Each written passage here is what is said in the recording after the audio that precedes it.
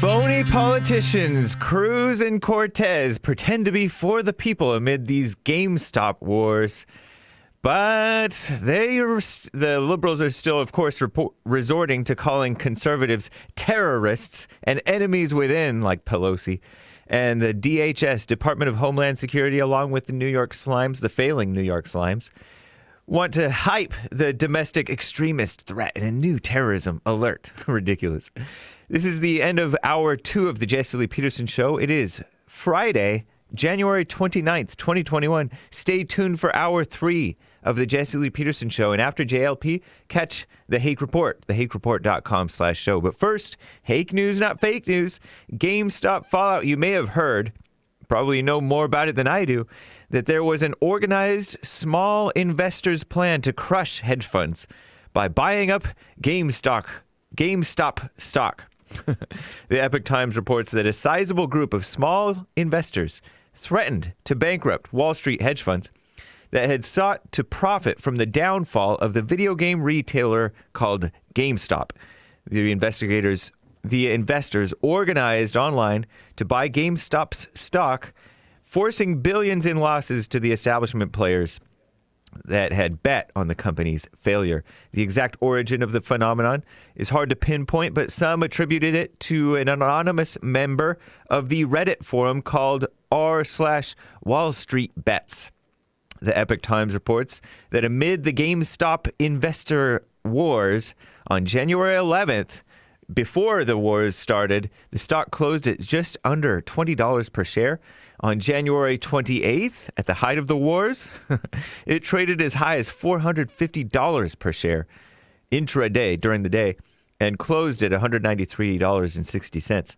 The Epoch Times reports that retail stock investment app/company Robinhood blocked individuals, from buying stocks from companies such as GameStop that were soaring in value after individual investors banded together to squeeze Wall Street hedge funds.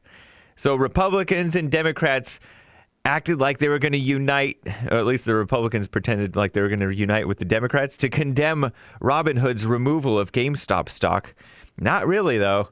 Listen to this quote from Representative Alexandria Ocasio-Cortez, the Democrat socialist from New York. She tweeted, "This is unacceptable," referring to Robinhood not letting users use their app much.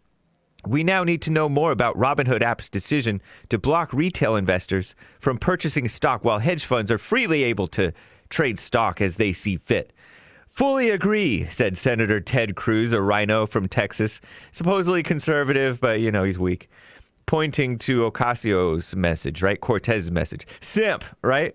So Cortez resorted to calling conservatives terrorists. Cortez wouldn't work with Cruz on the wild stocks situation. "You almost had me murdered," she said. She told Cruz to sit this one out. Such a nasty woman.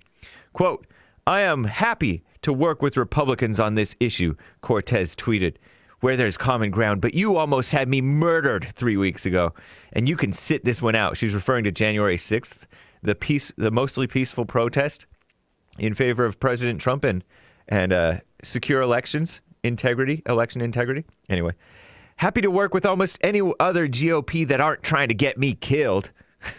In the meantime, if you want to help, you can resign," Cortez tweeted. This same phony drama queen supports Antifa, BLM, kills cops, whites, blacks. Speaker Nancy Pelosi, too, called fellow House members enemy within. The enemy within. Pots and kettles, nervous Nancy. Breitbart's Joel Pollack tweeted, "Speaker Pelosi referred to certain members of Congress as the enemy within. When asked what she meant, she said that there are members of Congress who want to carry guns, such as that female, Lauren Boebert, Republican, who carries legally, right?" So Pollack interpreted, "If you exercise your Second Amendment rights after a deadly riot, you are an enemy," according to nervous Nancy Pelosi, right? Pollack tweeted that a female White House journalist asked apparently Jen Psaki, the Biden female spokesman, about the comment. And instead of asking about unity, asked, "Has the president been briefed on such a threat?" And the New York Times and DHS are amping that up too. I'm James Hake.